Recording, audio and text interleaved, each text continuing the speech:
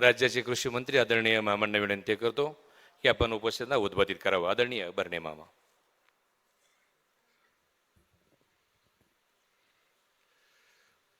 कोपऱ्यात माझा आवाज ऐकू येतोय? पलीकडे कोपऱ्यात जर आपण सगळ्यांनी जरा जरा घोषणा देऊन हात वर करू जरा. बोला छत्रपती शिवाजी महाराज की. अरे आवाज काय येतोय? आवाज कुठं पोहोचला पाहिजे? बोला छत्रपती शिवाजी महाराज की. असं काहीतरी जरा काहीतरी वाटेल. दुर्गाडे सरांनी आपल्याला बोलवलंय. खूप चांगला कार्यक्रम आपण घेतलेला आहे. आज आपल्या पुणे जिल्हा मध्यवर्ती सहकारी बँकेच्या वतीनं आपल्या सर्वांचे आवडते नेते, शेतकऱ्यांचे नेते, दिवंगत अजितदादा पवार साहेबांच्या नावाने कृषी समृद्धी कर्ज योजनेच्या या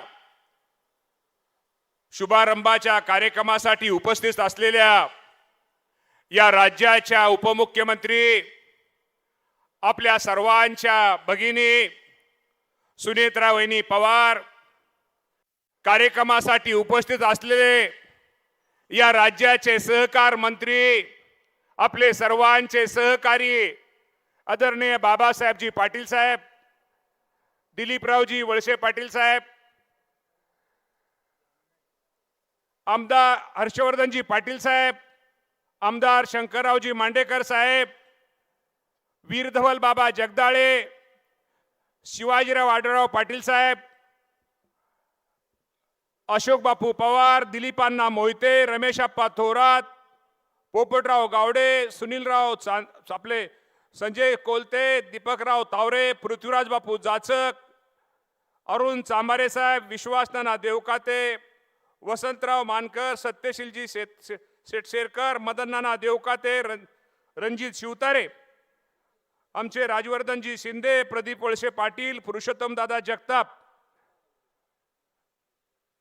आणि DDR जगताप साहेब आणि ज्यांच्या विनंतीला मान देऊन आपण सगळेजण हजर आहोत ते जिल्हा बँकेचे आमचे चेअरमन आदरणीय दिगंबरजी Durgade sir, vice chairman सुनीलरावजी Chandere, ज्येष्ठ संचालक माऊली असतील, दारवटकर अण्णा, प्रदीपदादा कंद, मी सगळेच बँकेचे आजी माजी पदाधिकारी, आजी माजी सगळे संचालक, आमचे बँकेचे सर्व अधिकारी, सर्व पत्रकार, मीडियाचे सगळे प्रतिनिधी आणि ज्या शेतकऱ्यांचा आज आपण सन्मान करणार आहोत, ज्यांनी स्वतः शेतीमध्ये सर्वांनी कष्ट केलं आणि एक शेतीमध्ये चांगल्या प्रकारचं उत्पादन घेतलं आणि त्यातनं चांगलं उत्पन्न मिळवलं, ते माझ्या या जिल्ह्यातले सगळे माझे शेतकरी, उपस्थित सर्व बंधू आणि भगिनींनो, आज खरं तर एक आनंद आहे की स्वर्गीय अजितदादा पवार साहेबांची आठवण, स्वर्गीय अजितदादा पवार साहेबांना कालच आपण त्यांच्या जयंतीच्या निमित्तानं अभिवादन केलं. अजितदादा पवार साहेबांसारखा एक नेता, दूरदृष्टी असणारा नेता, एक शेतकऱ्याचा नेता, एक सहकार क्षेत्रात काम करणाऱ्या सगळ्यांचा नेता, एक प्रत्येक क्षेत्रामध्ये ज्या क्षेत्रामध्ये प्रत्येकाला सहकार्य करणारा नेता आणि सर्वांशीच अत्यंत कडक शिस्तीमध्ये, प्रत्येक गोष्टीमध्ये कडक शिस्त, स्वच्छता, अनेक गोष्टीचं पालन करणारा नेता आज आपल्यामध्ये राहिलेला नाही आहे.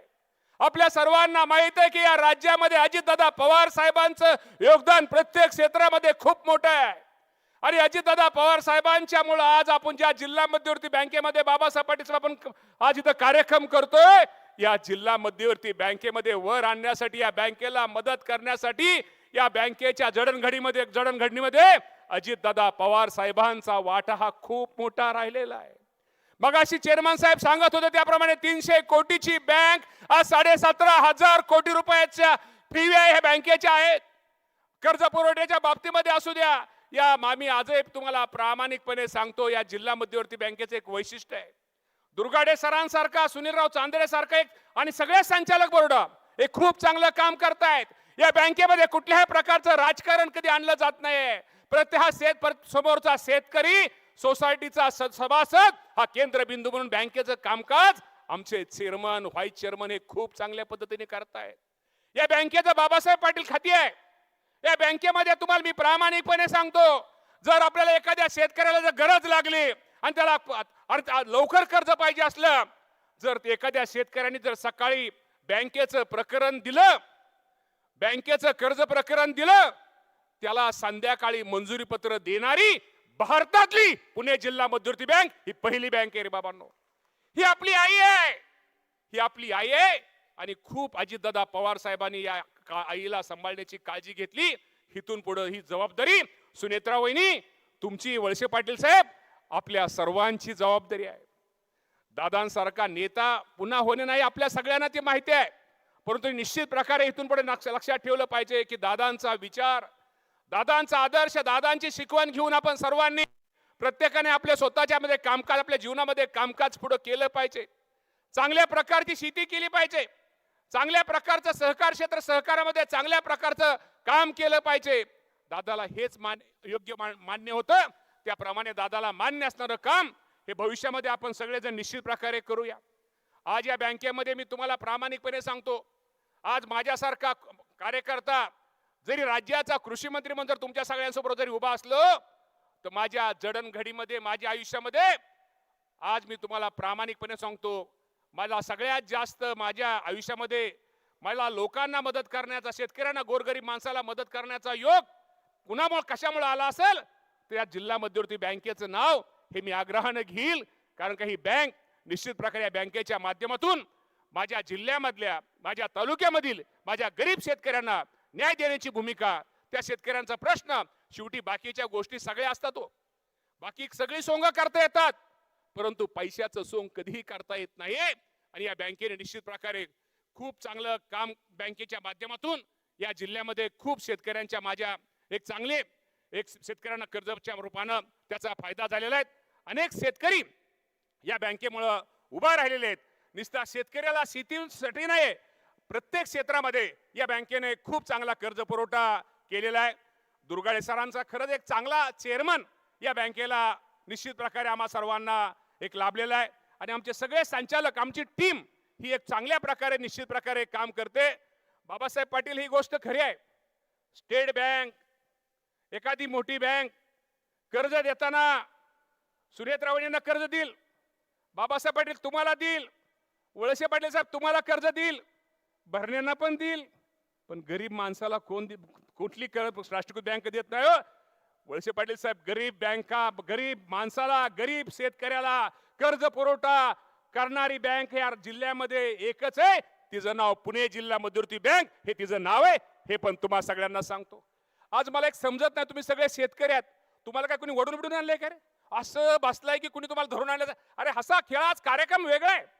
आज आपल्या बँकेचा कार्यक्रम आहे. या बँकेच्या ज्या आज तुम्ही सोसायटीचे चेअरमन आहात, सोसायटीचे सदस्य आहात, या बँकेने आपल्याला खूप काही मदत केली आहे. पण तुम्ही असं असं असं असं ठीक आहे, कार्यक्रम कसा असा हलका फुलका पाहिजे.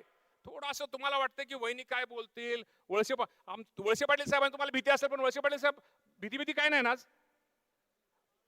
नाही त्यामुळे काय, हा दादा नाही, त्यामुळे दादा असते तर दादा उलटे तुम्हाला म्हणले असते काहीतरी हे करा, पण ते असं जरा ते दिलीप मोकाशी तर इतक्या वेळ गप्प बसलं ते काय कळणार त्याचं तुम्हाला मी सांगू. त्यामुळे जरा कार्यक्रम कसा हलका फुलका झाला पाहिजे. मी आज तुम्हाला प्रामाणिकपणे सांगतो, आज मी राज्याचा कृषी मंत्री म्हणून काम करतोय.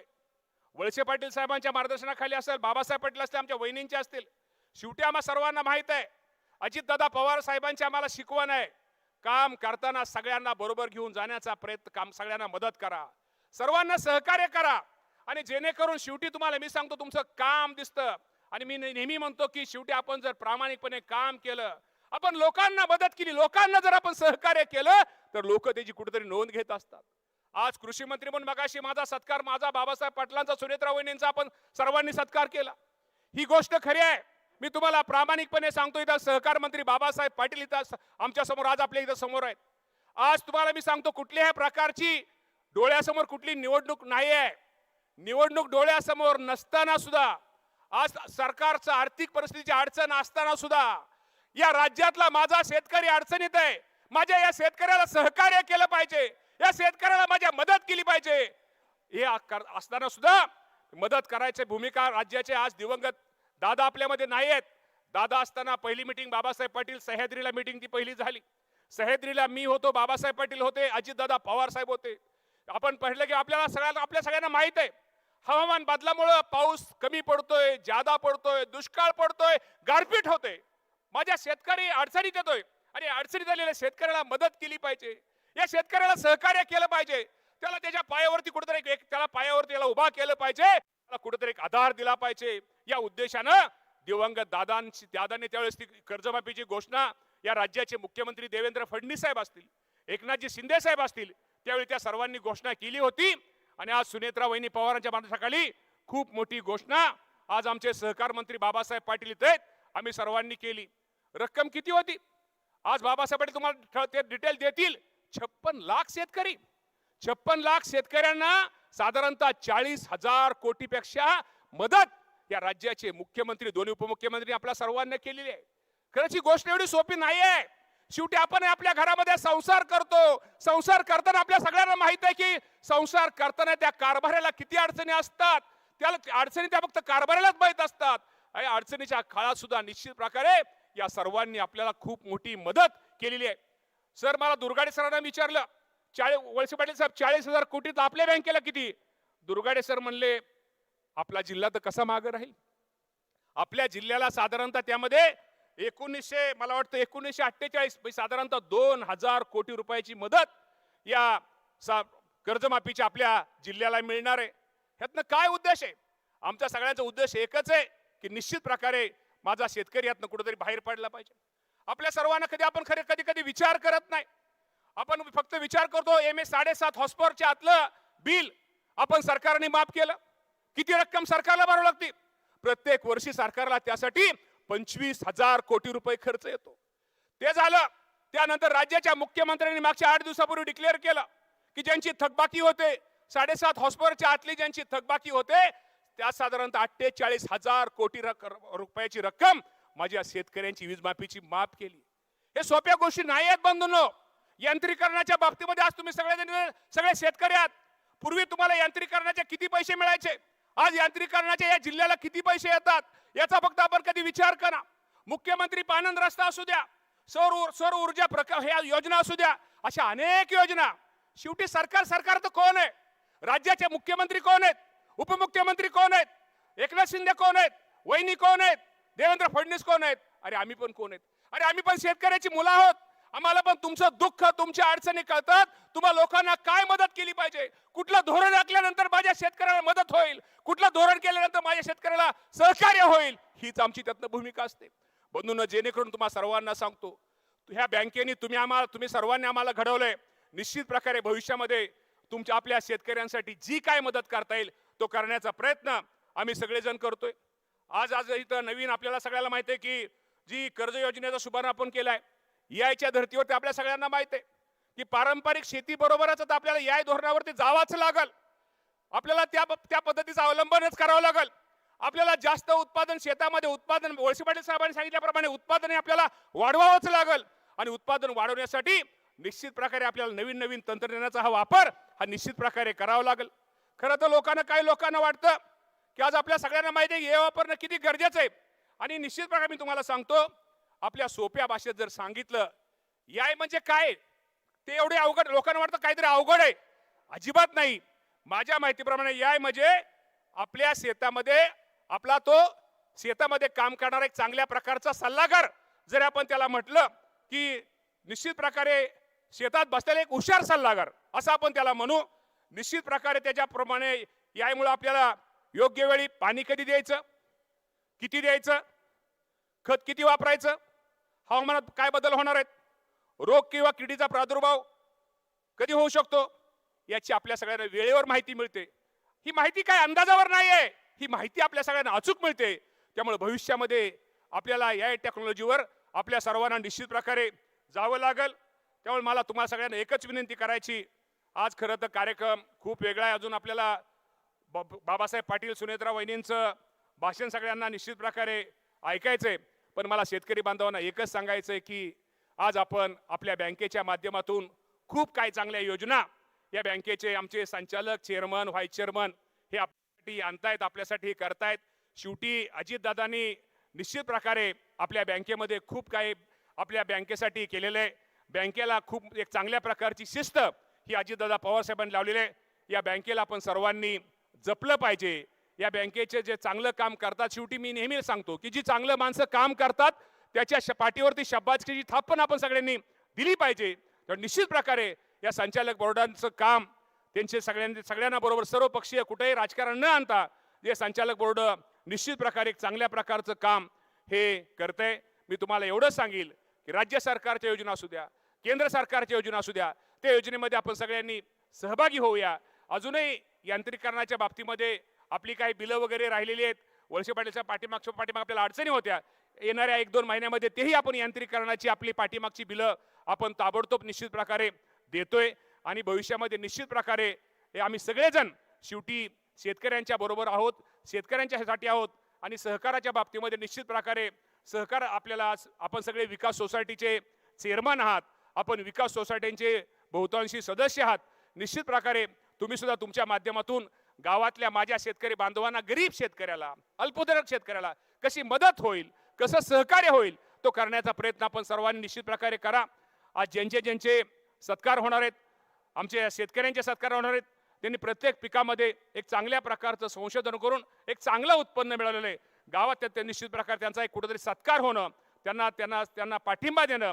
आणि आमच्या जिल्ह्यामध्ये सुद्धा असे आमचे एक प्रयोगशील शेतकरी, एक चांगले शेतकरी आहेत, हे अशी एक ओळख करून देणं, यातनं खरं तर त्याचा उद्देश आहे. त्यामुळं आज कार्यक्रम खूप चांगला कार्यक्रम इथं घेतला आणि आम्हा सर्व आपण सगळेजण या कार्यक्रमासाठी उपस्थित राहिला, त्याबद्दल मी आपल्या सगळ्यांचे आभार मानतो. आणि मी एवढंच सांगतो की आधुनिक तंत्रज्ञानाची जोड, समृद्ध शेतकरी हा आपला ध्यास, या आधारित शेतीचा स्वीकार करून महाराष्ट्राला आपण कृषी क्षेत्रामध्ये अग्रस्थानी नेऊया, हीच आपल्या सगळ्यांना आवाहन करतो. आणि पुन्हा एकदा आपण सगळेजण मोठ्या संख्येनं उपस्थित राहिला. ज्याप्रमाणे तुम्ही अजितदादा पवार साहेबांवरती प्रेम केलं, ज्या पवार साहेबांना पाठिंबा दिला, त्याचप्रमाणे भविष्यामध्ये आपण सुनेत्रा वहिनींना भविष्यामध्ये पाठिंबा देऊया, सुनेत्रा वहिनींना सहकार्य करूया, विकासाच्या बाबतीमध्ये सुनेत्रा वहिनीला मदत करूया, अशी आपल्या सर्वांकडून मी अपेक्षा व्यक्त करतो आणि आपल्या सर्वांचे आभार मानतो आणि थांबतो. धन्यवाद. जय हिंद, जय महाराष्ट्र, जय किसान.